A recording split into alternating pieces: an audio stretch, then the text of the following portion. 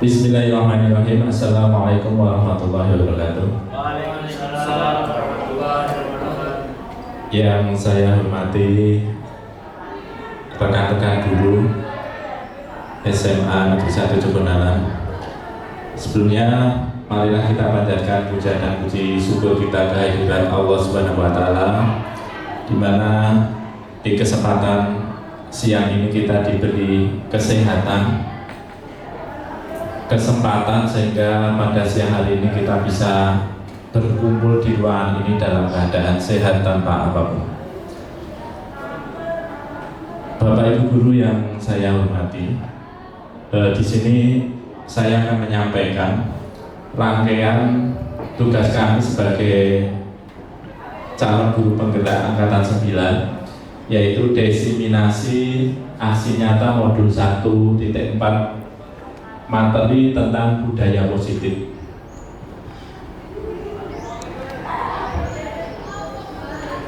Budaya positif yang akan kita bahas dalam diseminasi nanti, yang pertama nanti adalah disiplin positif dan nilai-nilai kebajikan universal. Untuk lebih jelasnya nanti akan dibahas di belakang. Kemudian yang kedua adalah teori motivasi, hukuman dan penghargaan restitusi. Yang ketiga adalah keyakinan kelas. Yang keempat adalah kebutuhan dasar manusia. Yang kelima adalah 5 posisi kontrol. Yang keenam adalah segitiga restitusi. Penting sekali Bapak Ibu terkait dengan budaya positif yang ada di sekolah yang akan kita implementasikan bersama-sama. Sebagai peran kita sebagai guru, ini lekat dengan apa yang terjadi di setiap hari kita bersama anak-anak. Sebelum kita masuk ke budaya positif, ini saya sampaikan dulu paradigma belajar. Ini kaitannya dengan kurikulum. Paradigma belajar lama dan baru. Lama indikatornya seperti teacher center atau pembelajaran berpusat pada guru. Sebaliknya, pembelajaran sekarang di kurikulum baru ini menuntut student center atau berpusat pada murid. Kemudian yang kedua, ceramah atau konvensional. Sebaliknya, paradigma baru adalah pengembangan keterampilan abad 21 yang meliputi 4C nanti di belakang. Kemudian murid, paradigma lama semua murid dianggap sama. Ya, sebaliknya di paradigma baru nanti kita harus memahami karakteristik anak yang nanti arahnya kita pembelajaran berdiferensiasi.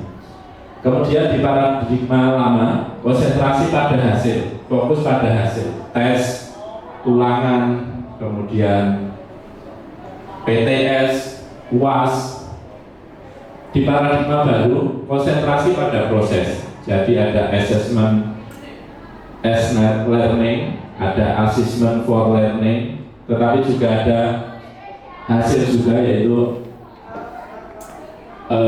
di UAS meskipun ada assessment akhir sumatif. Kemudian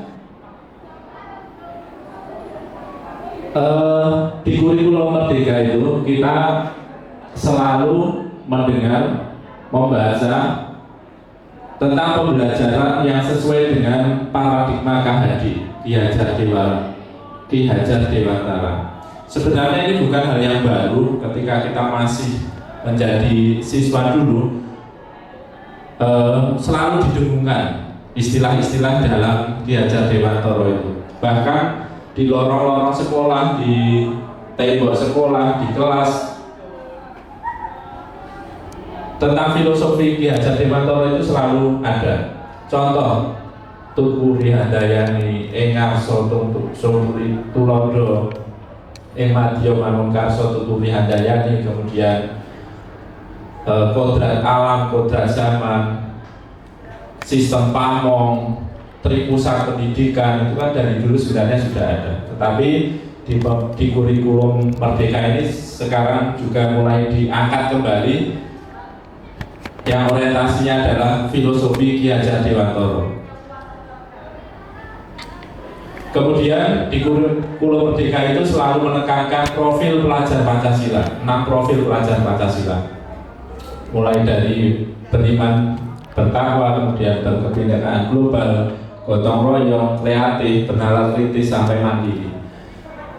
Kemudian paradigma Ki Hajar Dewantoro itu meliputi yang pertama adalah student center tadi, ya, berpusat pada murid, di mana anak-anak dituntut aktif dalam pembelajaran, diskusi, bertanya, menyampaikan ide, menyampaikan presentasi terhadap kelasnya, itu adalah student center. Kemudian pengembangan keterampilan abad 21 tadi, 4C. Ya, ini adalah komunikasi, kolaborasi, critical thinking, dan creativity. Salah satu kunci kesuksesan adalah salah satunya adalah 4C ini. Ya. Ditambah attitude yang tidak tergantikan. Kemudian yang ketiga adalah memahami karakteristik anak, membimbing murid sesuai dengan tingkat kemampuan dan gaya belajar. Kita dituntut untuk melakukan pembelajaran berdiferensiasi. Kemudian gaya belajar, ada audio, ada visual, audio visual. Kemudian menuntut budi pekerti, harus sampaikan tadi. Akhlak adalah nomor 1, ya. Nah, ini ada sedikit game sederhana, mungkin nanti bisa dilakukan berpasang-pasangan. Ini yang tidak dapat pasangan bisa melakukan membayangkan diri sendiri, mungkin pasti nanti sendiri. Cobalah kita salah satu coba berpasang-pasangan, salah satu coba mengepalkan tangan, ya, salah satu mengepalkan tangan, kemudian dibayangkan pada kepalan tangan ini adalah ada sesuatu yang berharga, ya. Bagaimana sesuatu atau benda tersebut kita pertahankan sekuat tenaga karena betapa pentingnya barang tersebut dalam kehidupan kita, ya. Coba kita mulai Bapak Ibu, monggo. Salah satu mempertahankan, salah satu mencoba membuka tidak harus dengan paksa, mungkin dengan merayu atau dengan berkata-kata halus. Ya, jadi sudah nih, saya kira dari kegiatan yang sederhana tadi kita mendapat edukasi atau gambaran analogi apa kira-kira Bapak Ibu? Apa kira-kira? Ya, ketika tidak bisa dibuka, tidak mau dibuka dengan cara apapun, bahkan disakiti, berarti menggambarkan pendirian yang kuat, barang tersebut sangat berharga. Sama dalam pembelajaran Bapak Ibu, kita sebagai guru adalah kontrolnya, ya. Kita mau memperlakukan murid dengan penuh perhatian, dengan emosi, kemudian dengan perlakuan yang baik. Kita sebagai guru adalah kontrolnya, ya. Ini dari kegiatan tadi. Kemudian masuk ke disiplin. Nah, disiplin itu apa sebenarnya? Disiplin kalau menurut bahasa Latin bisa diartikan adalah belajar. Tetapi di realita di sekolah, disiplin mempunyai arti kecenderungan yang berkaitan dengan ketidaknyamanan, kemudian apa lagi?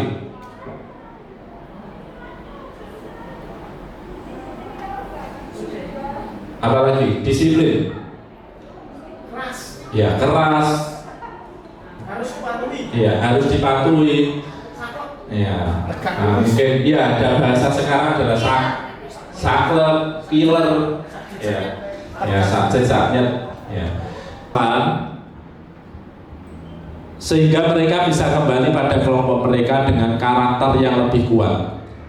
Restitusi juga merupakan proses kolaboratif yang mengajarkan murid untuk mencari solusi untuk masalah mereka dan membantu murid berpikir tentang orang seperti apa yang mereka ingin menjadi tujuan mulia dan bagaimana mereka harus memperlakukan orang lain.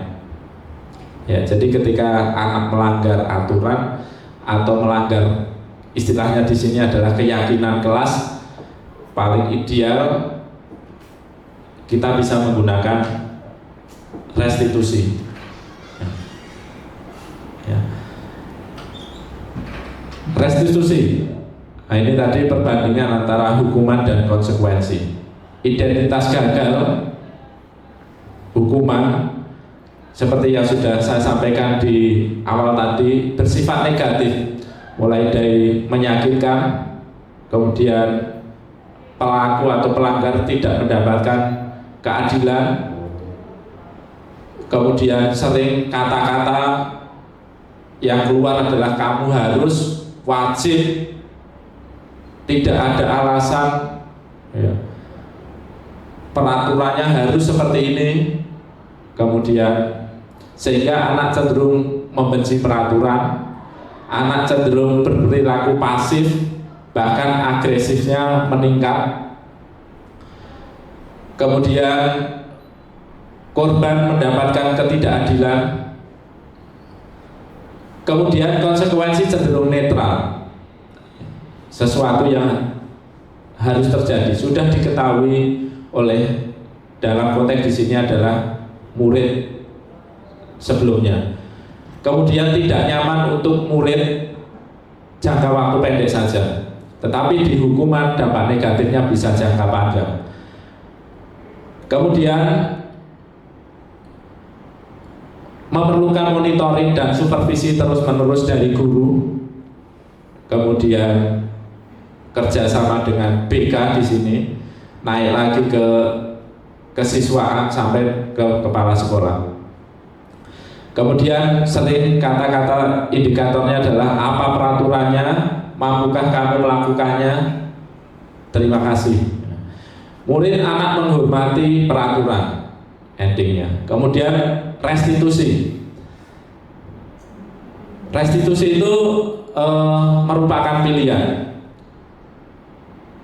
menguatkan murid dalam jangka panjang. Kemudian korban mendapat ganti. Sini adalah anak. Murid anak mendapatkan penguatan, ada solusi masalah. Kemudian anak belajar bertanggung jawab atas perilakunya, fokus pada pemecahan masalah dalam jangka waktu panjang.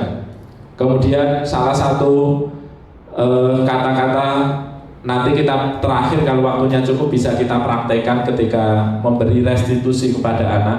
Apa yang kamu yakini kaitannya dengan keyakinan kelas yang sudah kita buat. Kemudian apa yang kamu lakukan untuk memperbaiki masalah ini. Ini adalah salah satu ciri-ciri kata-kata dalam restitusi. Murid atau anak nanti akan menghormati dirinya dan orang lain. Di sini adalah guru maupun teman-temannya. Kemudian ciri-ciri restitusi, bukan untuk menebus kesalahan, namun untuk belajar dari kesalahan. Kemudian memperbaiki hubungan. Hubungan di sini adalah murid terhadap guru. Kemudian tawaran, bersifat tawaran atau pilihan, bukan paksaan. Kemudian restitusi menuntut untuk melihat ke dalam diri. Jadi anak-anak nanti diminta untuk berintrospeksi. Restitusi mencari kebutuhan dasar yang mendasari tindakan. Restitusi diri adalah cara yang paling baik. Fokus pada karakter, bukan tindakan. Restitusi fokus pada solusi. Kemudian restitusi mengembalikan murid yang berbuat salah pada kelompoknya.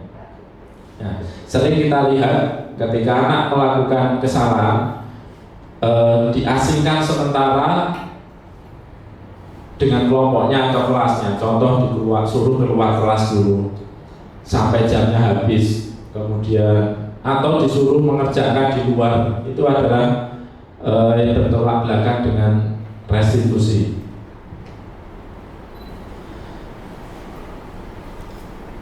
Nah, terkait dengan tadi penghargaan maupun hukuman adalah cara-cara mengontrol perilaku seseorang yang menghancurkan potensi untuk pembelajaran yang sesungguhnya.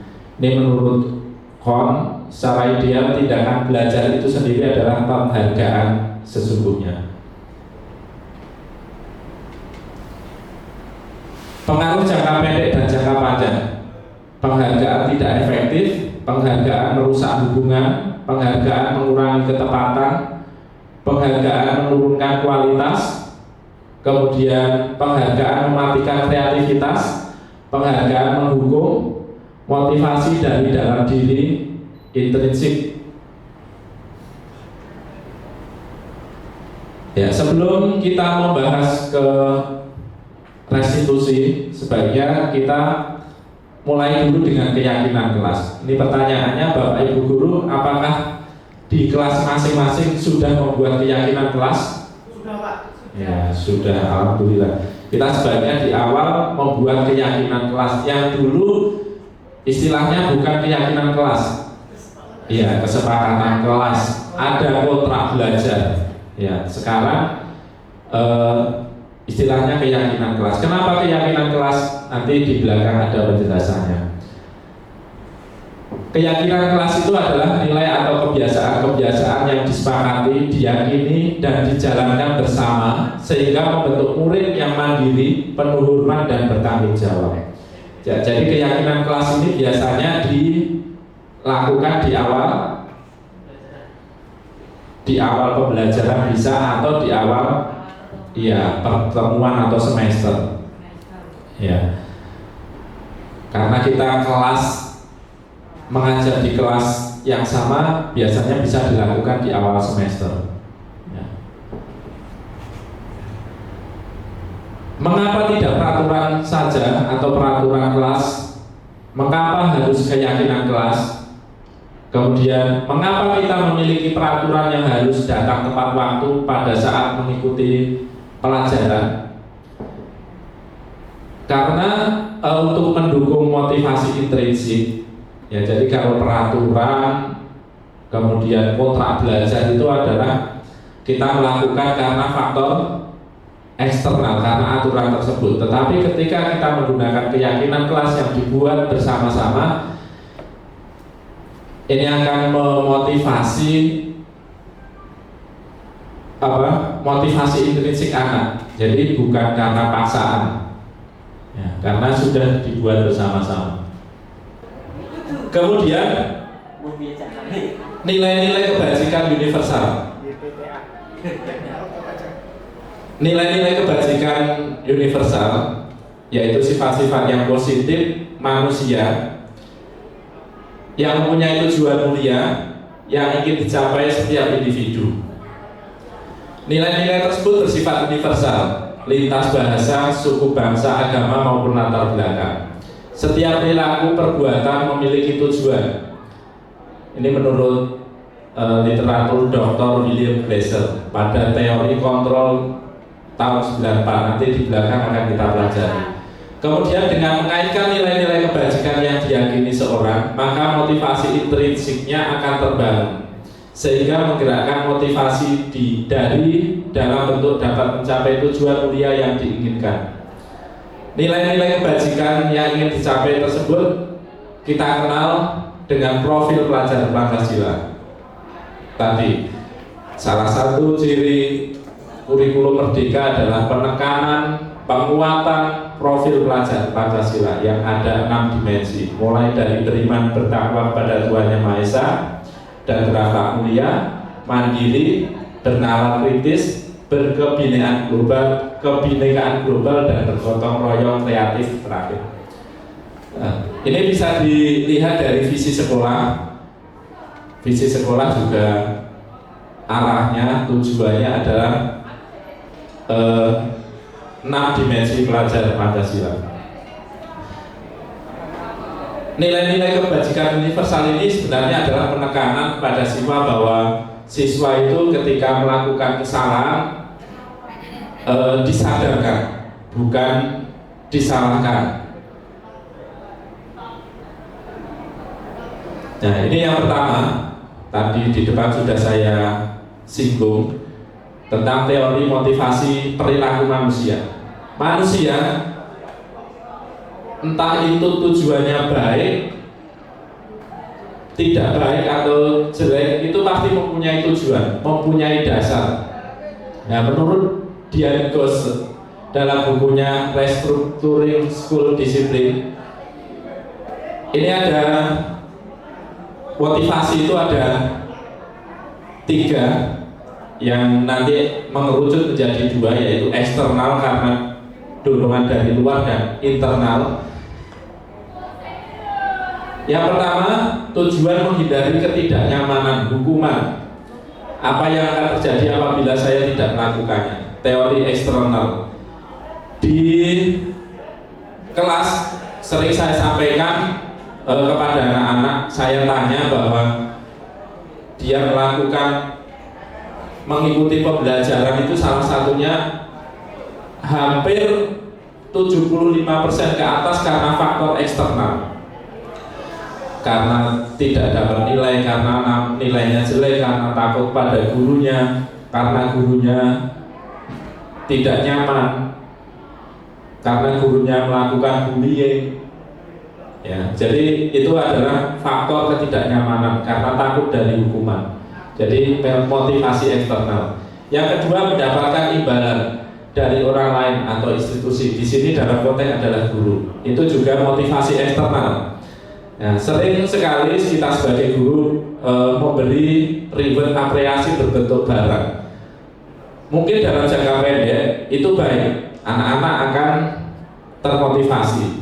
Tetapi ketika tidak mendapat reward atau apresiasi barang, anak-anak tidak termotivasi. Itu adalah motivasi eksternal.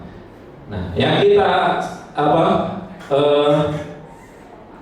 kita kembangkan, kita evaluasi, kita perbaiki, kita implementasikan kepada anak-anak, yaitu motivasi internal. Bagaimana anak menghargai diri sendiri, sayang terhadap diri sendiri, bahwa apa yang dilakukannya adalah untuk manfaat dirinya sendiri. Itu adalah motivasi internal.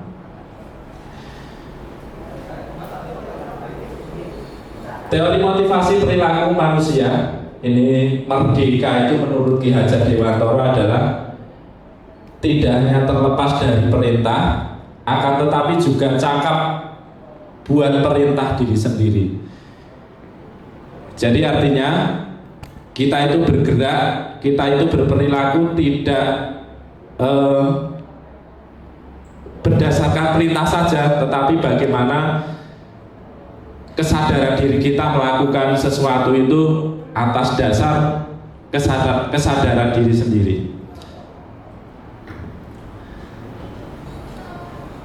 Nah, selanjutnya adalah teori motivasi perilaku manusia. Ini Bapak Ibu yang akan kita bahas. Ini nanti kita bisa berefleksi, bertanya pada diri kita sendiri sebagai guru, sampai sekarang itu kita berada di posisi mana? Apakah posisi penghukum atau konsekuensi, kemudian nanti ada sebagai teman, sebagai pemantau, dan yang terakhir adalah sebagai manajer. Yang pertama adalah tindakan guru. Mencatat 100 kali di dalam buku kalimat, saya tidak akan terlambat lagi karena terlambat sekolah. Ini contoh bentuk hukuman. Nah, kemudian lari mengelilingi lapangan, itu juga hukuman. Ini mengingatkan kita 10 atau 20 tahun yang lalu sebagai siswa, seringkali kita terlambat mendapat konsekuensi hukuman. Ya, contoh ya telat disuruh berlari, jalan jongkok, push up. Pada waktu itu hal yang biasa. Kemudian contoh lagi, murid diminta untuk push up 15 kali. Itu adalah contoh hukuman. Kemudian konsekuensi. Contohnya, menggantikan kertas tugas teman yang telah dicoret-coret. Kemudian, membersihkan tumpahan air di meja tulis. Kemudian nih hukuman lagi, murid disuruh tidak mengenakan sepatu seharian di sekolah karena mengenakan sepatu tidak hitam. Kita berefleksi di sekolah kita, Bapak Ibu. Apakah hal tersebut masih terjadi?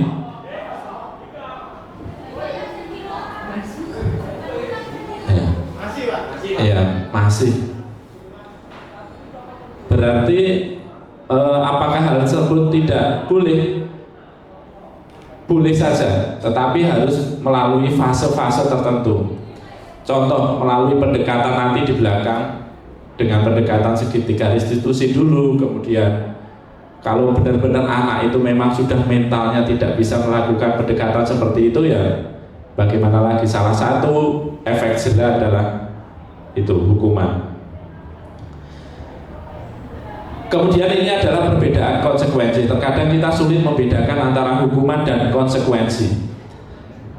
Hukuman sesuatu yang menyakitkan harus terjadi, seperti di contoh tadi, memberikan hukuman push up, menguras kamar mandi, jalan jongkok, lari keliling lapangan. Kemudian konsekuensinya sesuatu yang harus terjadi, ya, sesuatu yang sudah disepakati aturan sebelumnya. Kemudian hukuman contoh berikutnya, membuat anak sakit fisik maupun hati. Jadi menghukum itu bisa lewat fisik, visual itu juga bisa termasuk hukuman. Kemudian konsekuensi membuat anak merasa tidak nyaman dalam jangka pendek saja. Anak cenderung membenci kedisiplinan ketika mendapat hukuman. Konsekuensi, anak menghargai disiplin. Jadi ketika terlambat, konsekuensinya harus tidak boleh masuk kelas 15 menit selanjutnya. Anak nanti berikutnya akan lebih menghargai disiplin. Kemudian hukuman bersifat paksaan. Kemudian konsekuensi, stimulus dan tanggapan. Kemudian hukuman mendorong anak menyakiti diri sendiri. Konsekuensi mendorong anak agar mudah menyesuaikan diri. Kemudian hukuman konsep diri yang buruk, konsekuensi memberi dampak yang baik. Kemudian hukuman anak belajar cenderung menyembunyikan kesalahan. Ya, jadi sering kita temui anak-anak itu ketika takut terhadap hukuman, ya ngumpet-ngumpet, berbohong. Ya. Kemudian konsekuensi anak belajar untuk mematuhi peraturan. Kemudian hukuman nanti anak akan merasa marah, merasa bersalah, dipermalukan, bahkan merasa tak dihargai. Kemudian konsekuensi kehilangan hak, dibuat tidak nyaman, diasingkan untuk sementara. Jadi apakah kita sebagai guru selama ini masuk di dua kategori ini? Kita bisa berefleksi, kita sendiri yang tahu jawabannya, dan harapannya nanti kita bisa lebih baik. Selanjutnya, ini poin penting yang akan kita bahas hari ini, yaitu restitusi. Apa toh restitusi itu? Restitusi adalah proses menciptakan kondisi bagi murid untuk memperbaiki kesalahan. Ini adalah perbedaan peraturan dan keyakinan kelas. Peraturan selalu kembalikan buku ke tempatnya. Nah, ini keyakinan kelas yang sebenarnya adalah tanggung jawab. Kemudian dilarang mengganggu orang lain. Dalam keyakinan kelas bisa kita ganti dengan menghormati orang lain. Kemudian hadir di sekolah 15 menit sebelum pembelajaran dimulai. Keyakinan kelas bisa kita buat menghormati orang lain atau berkomitmen, atau datang tepat waktu juga bisa. Kemudian dilarang melakukan kekerasan.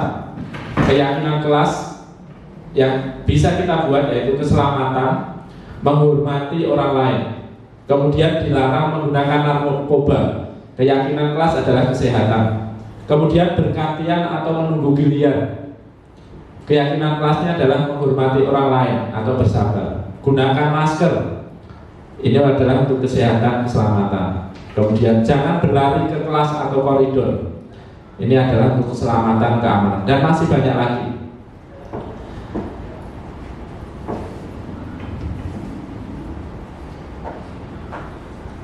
Dalam pembentukan keyakinan kelas, biasanya bagaimana Bapak Ibu dalam membuat? Apakah langsung ditulis? Ya. Apakah beli berbeda? Ya, dibikin bersama-sama. Iya, dibuat bersama-sama. Apakah kita sudah jadi, terus anak tinggal melaksanakan? Ya, sebaiknya keyakinan kelas itu banyak cara. Bisa contohnya saya melihat Pak Setia itu dengan kertas warna-warni pop-it itu ya. Kemudian bisa langsung sticky note juga bisa. Kemudian langsung diketik di komputer yang memakai LCD juga bisa. Pembentukan keyakinan kelas atau dalam lingkup besar adalah sekolah lebih abstrak, berupa pernyataan universal. Kemudian pernyataan-pernyataan yang positif ini yang membedakan. Mudah diingat, disesuaikan dengan kondisi kelas atau sekolah agar mudah diterapkan. Semua warga dilibatkan, dalam konteks adalah semua siswa dilibatkan, karena ini adalah di kelas. Kemudian prosedur pembentukan keyakinan kelas bercurah pendapat tentang peraturan yang perlu disepakati di sekolah, sehingga nanti anak-anak disuruh meminta hal-hal yang akan dibuat keyakinan kelas tersebut. Ya. Tentunya hal-hal yang positif. Kata-katanya bersifat positif, tidak negatif. Jadi kata-kata yang sebelumnya kita buat keyakinan kelas dilarang terlambat, dibuanglah sampah pada tempatnya. Kemudian ini bisa dicontohkan, jangan berlari di kelas atau di koridor. Jadi berjalanlah di kelas atau koridor. Ini adalah kata-kata positifnya. Kemudian tinjau kembali daftar curah pendapat yang sudah dicatat, sehingga dalam berkala itu selalu dievaluasi. Nah, ini juga ditinjau ulang keyakinan kelas secara bersama-sama atau keyakinan. Kemudian sebaiknya keyakinan kelas itu tidak terlalu banyak atau berkisar antara 3 atau 7 prinsip keyakinan saja. Ini saya contohkan keyakinan kelas ini, maksudnya adalah 1. Setiap anggota kelas perlu belajar, ya, sehingga di sini anak-anak bisa saling menghargai satu sama lain. Kemudian anggota kelas perlu senang. Kemudian anggota kelas perlu melakukan tugas. Kemudian setiap anggota kelas perlu saling menghargai. Nah, jadi tidak boleh mengganggu. Setiap anggota kelas perlu merasa aman. Ya, tidak boleh menyakiti. Ini dalam artian. Kemudian contoh berikutnya, selalu bersikap positif. Senantiasa menjadi diri yang terbaik. Percaya dan menghormati orang lain serta barang miliknya. Berkomitmen terhadap setiap tugas. Kemudian senantiasa membantu. Nah, ini contoh keyakinan kelas yang ketiga. Hormat. Kami meyakini bahwa sangat penting untuk menghormati semua orang dan milik orang lain. Bekerja. Kami meyakini bahwa sangat penting untuk mengerjakan segala pekerjaan atau mengikuti kegiatan yang lebih ditugaskan. Diterima dan dimiliki. Kami meyakini bahwa sangat penting untuk merasa diterima pada suatu kelompok dan saling peduli satu dengan yang lain. Ini adalah contoh-contoh keyakinan kelas. Kita bisa sebagai referensi di kelas memilih yang mana.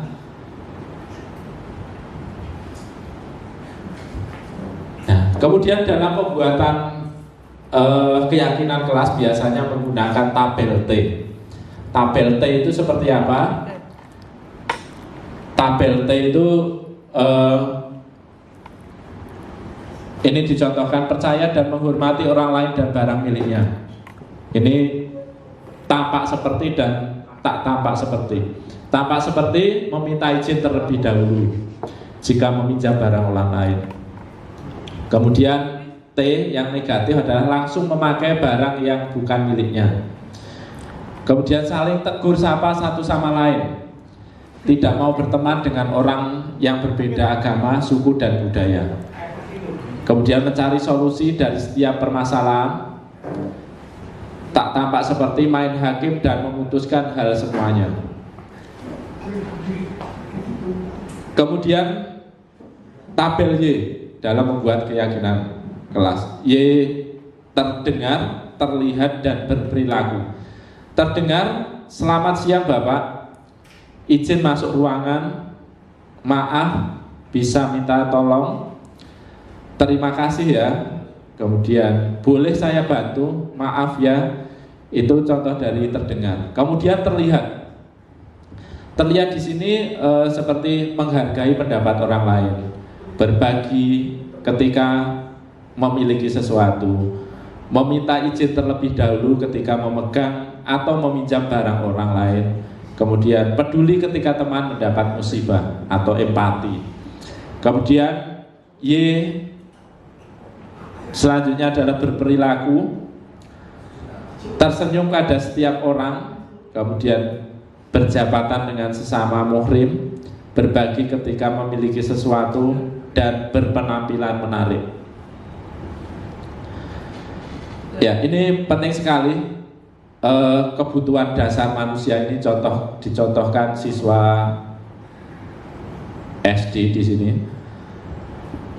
Ini ada kasus Bu Ambar, guru wali kelas, kemudian bingung menghadapi ulah salah satu murid di kelasnya.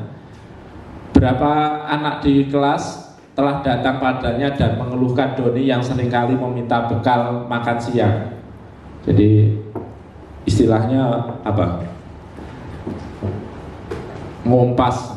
Jika Anda menghadapi situasi seperti itu, apa yang akan Anda lakukan? Menurut Anda, kira-kira apa alasan Doni melakukan hal itu? Jawabannya ini nanti akan berkaitan dengan kebutuhan dasar manusia itu apa saja dalam berperilaku, baik positif maupun negatif. Merujuk pada situasi yang sedang dihadapi Ibu Ambar di atas dalam konteks penegakan disiplin positif, Ibu Ambar sebaiknya mencari tahu alasan Doni melakukan tindakan tersebut agar mengetahui kebutuhan mana yang sedang berusaha dipenuhi oleh Doni. Ya, ini jawaban dari salah satu contoh kasus. 5 kebutuhan dasar manusia menurut William Glasser. 5 kebutuhan dasar manusia yang pertama adalah kebutuhan untuk bertahan hidup, survival. Contohnya ya sandang pangan. Ya. Kemudian yang kedua, cinta dan kasih sayang. Ya, ini yang sering kita temui pada anak-anak. Jadi anak-anak terkadang kurang cinta dan kasih sayang dari rumah, sehingga di sekolah mencari perhatian dan kebebasan, freedom. Jadi anak-anak cenderung bebas, ya, cenderung banyak protes ketika disuruh mengikuti pembelajaran, instruksi pembelajaran. Kesenangan, ya, yang berbau fun. Kemudian adalah kekuasaan. Nah, ini yang terakhir tadi, kekuasaan itu berkaitan dengan dirinya biar merasa paling kuat, ya, mempunyai power. Nah, itu kebutuhan 5 kebutuhan dasar manusia. Sebelum kita melakukan solusi sebuah tindakan atau pelanggaran, sebaiknya kita merujuk pada 5 kebutuhan dasar manusia ini, yaitu kebutuhan atau survival, cinta dan kasih sayang, kebebasan, kesenangan, dan kekuasaan. 5 kebutuhan dasar manusia tadi, yang pertama kebutuhan berdasarkan hidup itu ada kesehatan, rumah, makanan, ya. Kemudian kasih sayang tadi, keinginan untuk berhubungan baik dengan orang lain seperti teman, keluarga yang berkaitan dengan psikologis. Kemudian penguasaan atau kebutuhan pengakuan atas kemampuan. Jadi ini karakteristik anak-anak remaja SMP, SMA yang kita hadapi.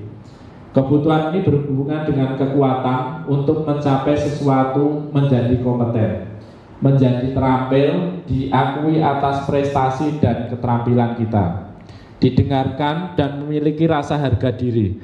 Kebutuhan ini meliputi keinginan untuk dianggap berharga, bisa membuat perbedaan, bisa membuat pencapaian kompeten diakui atau dihormati. Kita bisa mempunyai gambaran siswa kita itu siapa yang karakteristiknya penguasaan.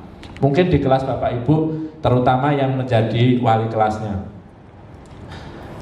Kemudian kebebasan, kebutuhan akan pilihan untuk bebas, kemandirian, otonomi, memiliki pilihan dan mampu mengendalikan arah hidup seseorang. Anak-anak dengan kebutuhan kebebasan yang tinggi menginginkan pilihan, banyak bergerak, suka mencoba-coba, tidak terlalu berpengaruh orang lain, dan senang mencoba hal baru dan menarik. Ini juga karakteristik siswa remaja, terutama siswa putra atau laki-laki. Kemudian kesenangan, kebutuhan untuk merasa senang. Ini mencari kesenangan, bermain, tertawa. Ya. Berikutnya adalah 5 posisi kontrol kita sebagai pendidik atau guru. Nah, ini penting. Ini yang akan kita diskusikan, inti dari budaya positif hari ini, yaitu penghukum.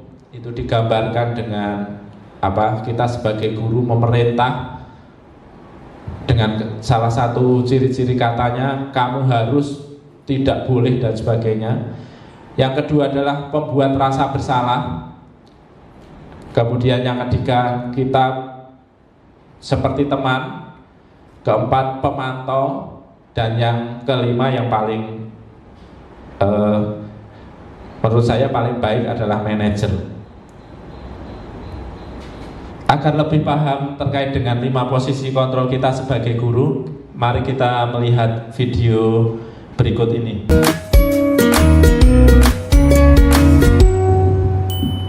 Salam bahagia Ibu dan Bapak guru hebat. Dalam penerapan disiplin positif restitusi, salah satu program yang dikembangkan adalah 5 posisi kontrol. 5 posisi kontrol dalam restitusi adalah proses perjalanan seorang pendidik agar dapat mengenali dirinya. Pada video kali ini, kita akan membahas tentang 5 posisi kontrol yang dikembangkan oleh Diane Gosson dan contoh penerapannya.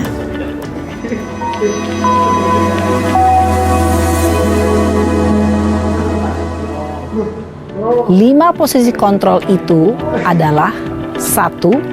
Posisi penghukum. 2. Posisi pembuat merasa bersalah. 3. Posisi teman. 4. Posisi pemantau atau monitor. Dan 5. Posisi manajer. Untuk lebih memahami kelima posisi tersebut, mari kita saksikan kasus Naren yang terlambat hadir 20 menit di sekolah dan melihat bagaimana kelima posisi kontrol dalam menghadapi masalah tersebut.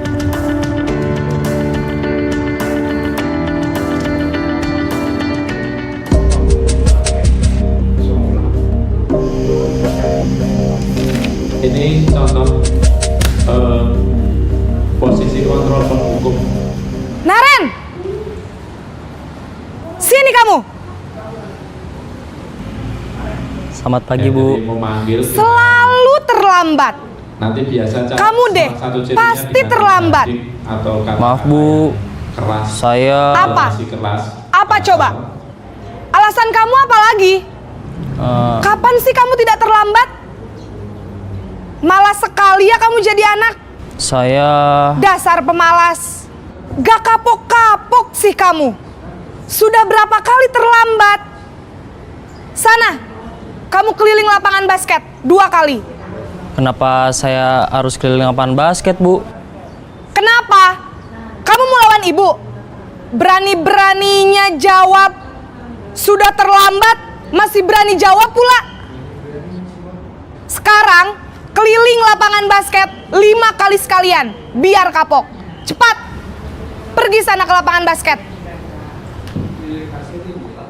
Posisi penghukum biasanya berbicara dengan nada tinggi, menghardik, menunjuk-nunjuk, menyakiti, dan menyindir.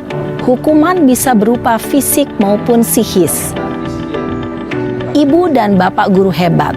Dampak yang terjadi pada murid ketika guru berada pada posisi penghukum adalah murid cenderung akan memberontak, bahkan menyimpan dendam.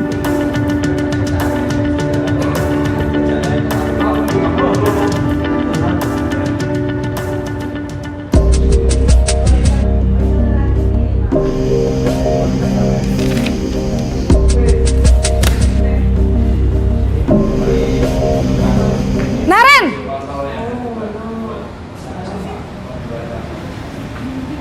Selamat pagi, Bu. Naren. Kamu kenapa terlambat lagi, nak? Ya Tuhan, Naren. Kamu senang ya bikin ibu susah ya? Kalau kamu terlambat lagi, nanti ibu yang ditegur bapak kepala sekolah, nak. Disangka ibu tidak bisa membina kamu. Duh, gimana ini? Maaf, Bu. Duh Gusti Naren. Kamu suka ya kalau ibu ditegur bapak kepala sekolah? Terus, sekarang ibu harus tulis apa ini di buku absen? Ini kamu sudah sering terlambat loh. Ibu harus apa coba? Maaf, Bu. Maaf sekali. Ya sudah, lain kali jangan bikin ibu susah lagi ya nak ya. Ibu tidak akan kuat lagi kalau kamu begini terus. Bisa jantungan kalau ibu ditegur bapak kepala sekolah. Sana cepat ke kelas. Maaf ya, Bu. Maaf sekali. Posisi pembuat rasa bersalah berbicara dengan nada tenang, cenderung lembut. Namun kata-kata yang diutarakan membuat murid merasa menjadi orang yang gagal. Memandang buruk dirinya sendiri, merasa tidak berharga, dan tidak sanggup membahagiakan orang lain. Ketika guru mengambil posisi pembuat rasa bersalah, murid akan menganggap dirinya yang bersalah dan ia akan menyimpan emosi negatif tersebut di dalam dirinya.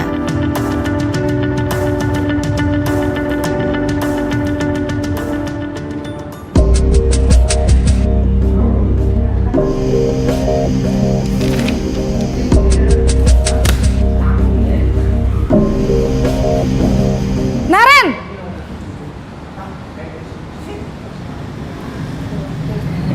Selamat pagi, Bu. Wah, sudah jam berapa ini, nak? Terlambat lagi ya, sayang. Iya, Bu. Habis ibu saya lupa bangunkan saya, Bu. Kamu malah menyalahkan ibu kamu. Kamu bukannya anak yang larinya paling kenceng. Kok terlambat sih? Iya, Bu. Saya memang terlambat bangun tadi. Jadi, biarpun saya lari kencang, tetap gak kekejar, Bu. Ya sudah sana. Nanti lain kali larinya lebih kenceng lagi ya. Biar gak terlambat lagi. Bikin seneng ibu. Demi ibu. Bisa kan? Bisa lah, Bu. Ya sudah sana masuk kelas. Ibu beresin urusan absen kamu. Kamu ini ada-ada saja. Dalam posisi teman, guru berbicara dengan nada suara ramah, akrab, cenderung bersenda gurau untuk menjaga suasana tetap santai. Murid akan merasa senang aman, dan akrab dengan guru. Identitas yang tercipta adalah identitas sukses atau berhasil. Namun, perlu diingat, karena ini masih dorongan eksternal, maka ada faktor ketergantungan dari murid kepada orang tertentu. Di sini, guru absennya, sehingga di lain waktu, murid bisa berperilaku baik, namun hanya kepada orang-orang tertentu saja.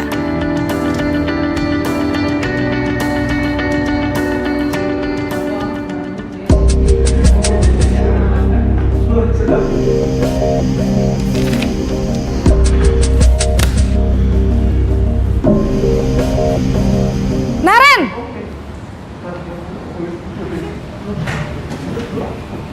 Selamat pagi, Bu.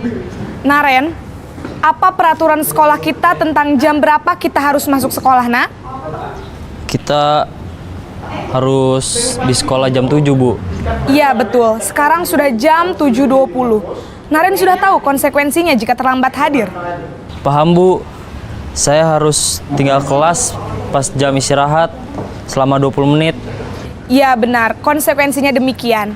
Jadi nanti jam 9.30 pas istirahat, kamu harus tinggal di kelas, kerjakan tugas tambahan untuk ketertinggalan kamu, ya? Baik, Bu. Satu selesaikan. Posisi pemantau mengandalkan penghitungan atau data untuk mengontrol murid. Guru mengarahkan murid berdasarkan peraturan dan konsekuensi. Seorang pemantau menunjukkan bahasa tubuh dan ekspresi wajah yang datar dan cenderung formal.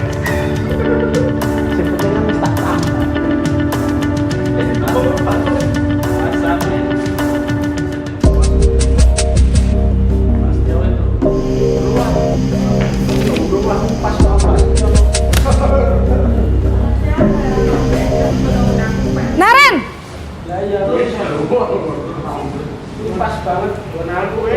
Selamat pagi, Bu. Selamat pagi, Naren. Maaf, Bu. Saya terlambat. Iya, sekolah masuknya jam 7, sekarang sudah jam 7.20. Jadi sekarang bagaimana ini, Naren? Maaf, Bu. Saya lupa setel alarm saya semalam. Baiklah, menurut kamu, keyakinan sekolah yang mana yang perlu kamu tingkatkan? Menghargai diri sendiri dan orang lain mungkin ya, Bu. Setuju. Jadi, apakah Naren meyakini prinsip saling menghormati tersebut? Iya, Bu. Saya meyakininya. Apakah Naren bersedia memperbaiki masalah keterlambatan ini? Bersedia, Bu. Bagaimana kamu akan perbaiki masalah keterlambatan ini? Saya akan coba untuk tidak lupa menyetel alarm saya, Bu. Baik, kalau Naren lupa menyetel alarm di rumah, ada orang yang kira-kira bisa bantu mengingatkan tidak? Ada, Bu. Kakak saya, Kak Ema. Ada lagi selain Kak Ema? Selain Kak Ema, ada ibu saya. Baik, jadi yang mengingatkan Naren adalah Kak Ema dan ibu kamu ya? Kira-kira akan mulai setel alarm kapan nih, Naren? Setelah pulang sekolah, akan segera saya lakukan. Baik, jadi Naren akan setel alarm untuk bangun besok pagi dan akan diingatkan oleh kakak dan ibunda Naren ya. Ada lagi yang mungkin perlu dilakukan, Naren? Agar tidak terlambat bangun lagi. Tidak ada, Bu. Baik, Naren. Terima kasih untuk kerjasama kamu. Sekarang kamu perlu kembali ke kelas untuk belajar. Baik, Bu. Terima kasih. Posisi manajer adalah posisi kontrol yang disarankan untuk membimbing murid memiliki sikap disiplin yang positif, yaitu murid yang mandiri, bertanggung jawab, dan dapat memecahkan masalah.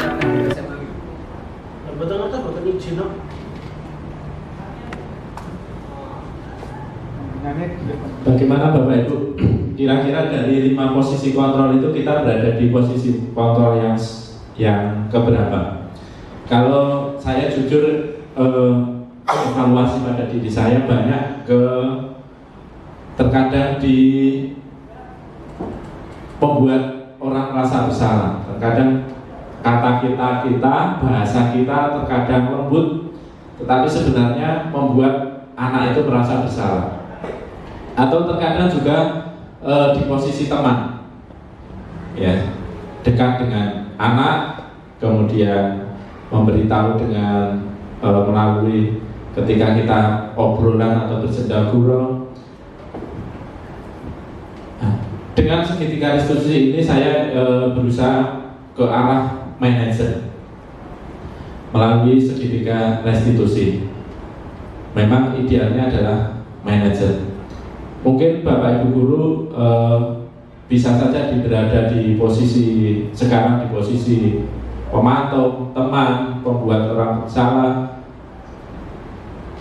kemudian penghukum terkadang, kemudian ya mari bersama-sama kita belajar melalui praktek baik ini. Kita sebagai guru yang berusaha di arah posisi kontrol manajer.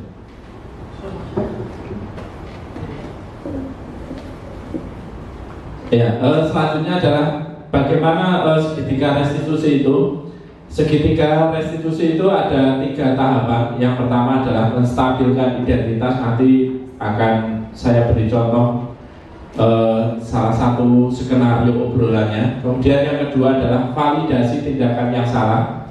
Yang ketiga adalah menanyakan keyakinan. Melakukan hal terbaik yang bisa dilakukan. Kemudian semua berperilaku memiliki alasan. Kita semua memiliki motivasi internal. Ya. Penerapan segitiga restitusi dalam menghadapi permasalahan di kelas atau dalam lingkup besar, bisa di sekolah. Segitiga restitusi merupakan proses untuk menciptakan kondisi bagi murid untuk memperbaiki kesalahan. Jadi bukan menghukum, sehingga mereka bisa kembali pada kelompok mereka dengan karakter yang lebih kuat. Jadi anak tidak merasa tertekan, tidak merasa takut ketika kembali ke kelas atau kelompoknya. Langkah yang pertama adalah menstabilkan identitas. Bagian dasar dari segitiga restitusi ini bertujuan untuk mengubah identitas anak dari orang yang gagal, yang bersalah atau melakukan kesalahan, menjadi orang yang sukses atau berhasil. Kemudian berbuat salah, ini contoh-contoh kata-katanya. Berbuat salah tidak apa-apa, atau tidak ada manusia yang sempurna, atau saya juga pernah melakukan kesalahan seperti itu. Kita bisa menyelesaikan ini. Bapak Ibu tidak tertarik mencari siapa yang salah, tapi Bapak Ibu ingin mencari solusi permasalahan ini. Kamu berhak merasa begitu. Atau apakah kamu sedang menjadi teman yang baik buat diri sendiri? Ini adalah salah satu contoh yang bisa kita gunakan referensi untuk membuat segitiga restitusi pada tahap yang pertama, yaitu menstabilkan identitas. Yang kedua adalah validasi tindakan yang salah. Setiap tindakan kita dilakukan dengan suatu tujuan, yaitu memenuhi kebutuhan dasar tadi: survival, kesenangan, kemudian kebebasan, ya, power. Kalau kita memahami kebutuhan dasar apa yang mendasari sebuah tindakan, kita akan bisa menemukan cara-cara paling efektif untuk memenuhi kebutuhan tersebut. Ini contoh kalimatnya atau kata-katanya ketika membuat pada tahap yang kedua. Padahal kamu bisa melakukan yang lebih dulu dari ini ya. Kamu pasti punya alasan mengapa melakukan hal itu. Kamu patut bangga pada dirimu sendiri karena kamu telah melindungi sesuatu yang penting buatmu. Atau kamu boleh mempertahankan sikap itu, tapi harus menambahkan sikap yang baru. Tahap yang ketiga yaitu menanyakan keyakinan. Teori kontrol menyatakan bahwa kita pada dasarnya termotivasi secara internal. Ketika identitas sukses telah tercapai, langkah 1, kemudian dan tingkah laku yang salah telah divalidasi, yaitu langkah 2, maka anak-anak akan siap untuk dihubungkan dengan nilai-nilai yang dipercaya atau keyakinan kelas yang sudah dibuat dan berpindah menjadi orang yang diinginkan atau bisa memperbaiki kesalahan. Ini contoh kata-katanya. Apa yang kita percaya sebagai kelas atau keluarga, kemudian apa nilai-nilai umum yang kita telah sepakati atau keyakinan kelas yang sudah sepakati, apa bayangan kita tentang kelas yang ideal, kamu mau jadi orang yang seperti apa. Ini adalah sebagai referensi ketika kita membuat segitiga restitusi tahap yang ketiga. Ini saya contohkan sebuah kasus yang akan kita tangani menggunakan segitiga restitusi. Contoh kasusnya adalah Alia tidak mengerjakan tugas. Ini dengan skenario cerita, Senin siang Pak Wanto tidak bisa mengajar pelajaran PJOK di kelas 12 IPS 2 karena harus mengikuti rapat penting di kantor Disbudpora. Pak Wanto memberikan tugas agar tidak kosong dan anak-anak tetap di kelas, tidak mengganggu kelas lain. Namun Alia tidak mengerjakan tugas tersebut, ia malah tidur di kelas. Akhirnya saat pengumpulan tugas, Alia tidak mengumpulkan tugas. Keesokan harinya saat Pak Wanto mengoreksi tugas, Pak Wanto menemukan satu anak yang tidak mengerjakan tugas, yakni Alia, padahal dia masuk sekolah. Saat istirahat, Pak Wanto memanggil Alia untuk klarifikasi. Nah, di sini adalah contoh skenario segitiga restitusi. Berdasarkan kasus tadi, ini sebenarnya bisa dipraktekkan antara dua orang, tapi ini saya bacakan saja. Contoh, si Alia atau murid mengucap salam masuk setelah dipanggil istirahat, kemudian seperti biasa salam, atau kalau tidak perlu juga cukup permisi. Kemudian guru menjawab salam, memberi silahkan duduk, sambil berkata, Alia, kamu tahu tidak dipanggil Pak Guru ke sini? Kemudian biasanya murid menyangkut, untuk kata-katanya tidak harus formal seperti ini, tetapi kita bisa fleksibel di lapangan dengan bahasa keseharian kita. Contoh ya, campur bahasa Jawa. Kemudian Alia mungkin berkaitan dengan tugas, Pak. Kemudian guru, kemarin kamu masuk kan? Murid menjawab, iya saya masuk Pak, tetapi saya tidak mengumpulkan tugas. Kemudian Alia, semua orang pasti melakukan kesalahan. Pak Guru pun juga sama. Namun setiap kesalahan pasti ada dasarnya. Kira-kira apa alasan kamu tidak mengumpulkan tugas? Nah, di sini idealnya anak menjawab dengan jujur, saya capek Pak, mengantuk. Soalnya saya main game sampai jam 12 malam dan akhirnya di sekolah mengantuk. Kemudian guru, kamu masih ingat keyakinan kelas kita kan? Murid, masih Pak. Kalau masih ingat, apa yang harus kamu lakukan setiap yang tidak sesuai dengan keyakinan kelas kita? Belum Pak. Guru, keyakinan apa yang tidak sesuai dengan perbuatanmu itu? Kemudian Alia, selalu bertanggung jawab Pak. Kalau kamu sudah tidak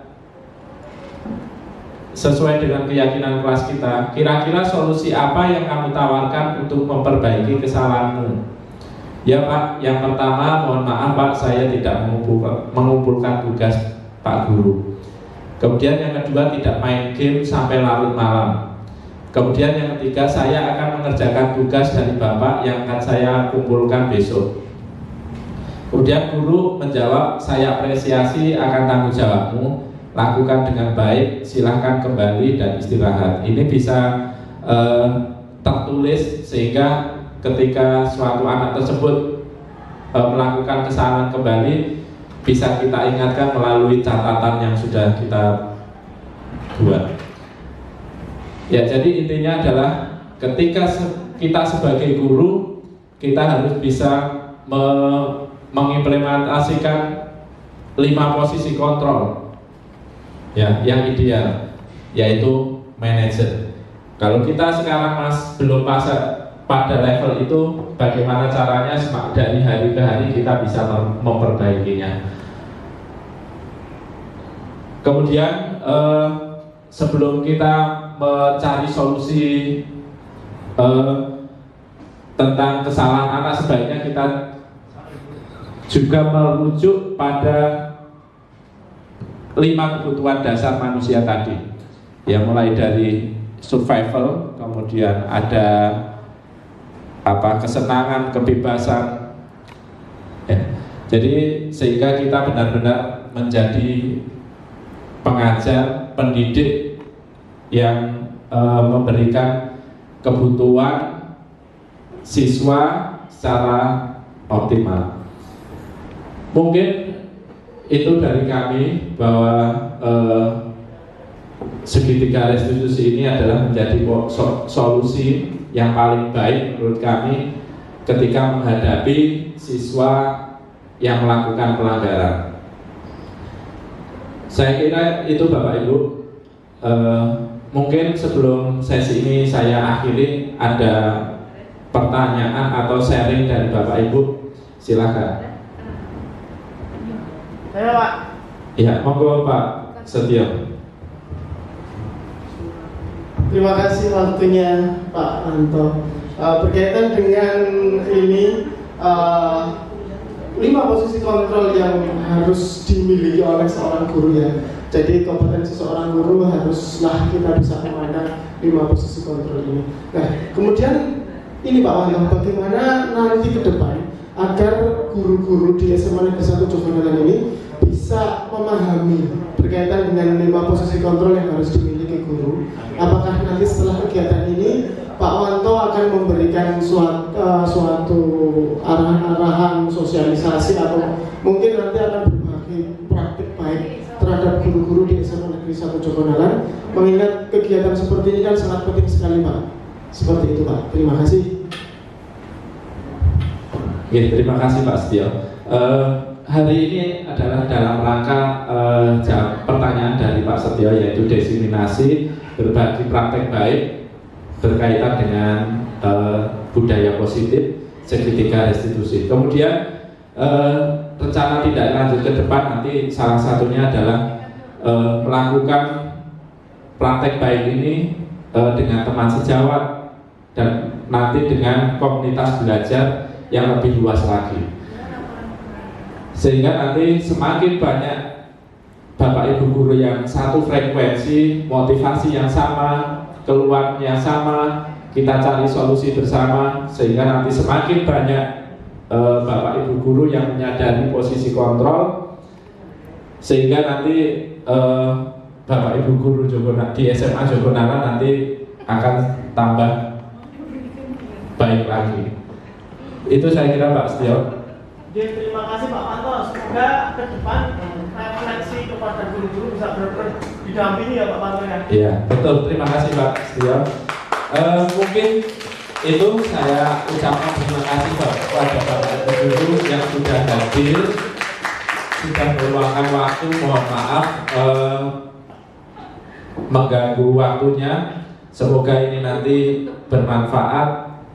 Untuk mengakhiri sesi ini saya tutup dengan dengan pantun. Ya, nggak apa-apa. Modelnya kalau kita public speaking itu ditutup dengan pantun. Tetapi nanti pantunnya cukup sederhana. Burung belikan burung cendrawasih. Cukup sekian dan terima kasih. Jalan-jalan ke kota Jogja, jangan lupa membeli buah alpukat. Terima kasih semuanya, semoga ilmu kita bisa bermanfaat. Assalamualaikum warahmatullahi wabarakatuh. Bagaimana kesan-kesannya dengan diseminasi siang ini?